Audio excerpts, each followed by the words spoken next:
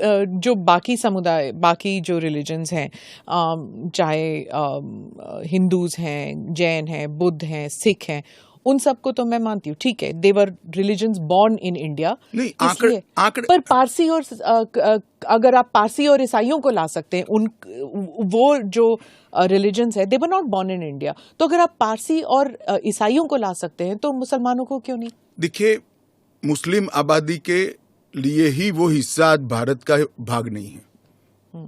वो भूमि इसीलिए दे दी गई थी। फिर तो हर देश से अव्यवस्था से जो आना चाहिए, इसके लिए भारत के दरवाजे खोल लो। भारत कहां बचता है? अखंड भारत के जो लोग हिस्सा थे और जिन पर धार्मिक प्रताड़ना हुई है, उसको शरण देना मैं मानता हूं हमारी नैतिक जिम्मेदारी है और हमारी कॉन्स्टिट्यूशनल रिस्पॉन्सिबिलिटी। और स्मिता जी, आप आंकड़े की गहराई में जाइए। जब विभाजन हुआ तब पाकिस्तान में 23% हिंदू थे, हिंदू और सिख थे। आज 3.7% बच गए। कहां गए सारे? इतने सारे तो यहां आए नहीं। धर्म परिवर्तन हुआ, अपमानित किया गया, दोयम दर्जे के नागरिक के नाते इनको रखा गया। कहां जाएंगे ये लोग? क्या देश इसका विचार नहीं करेगा? देश की पार्लियामेंट इसका विचार नहीं करेगी? देश की पॉलिटिकल पार्टियों ने इनका विचार नहीं करना चाहिए? इसमें अहमदी मैं है, बांग्लादेश भी है। मैं बांग्लादेश की बात करता हूं जी।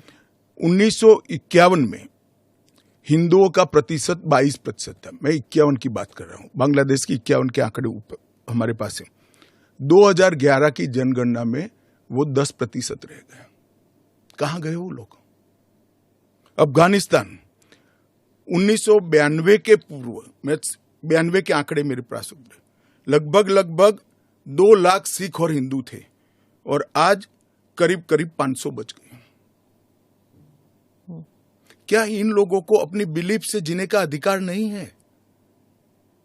वो जब भारत एक था तब हमारे ही थे, हमारे ही भाई है, हमारी ही बहन है, हमारी ही माता है।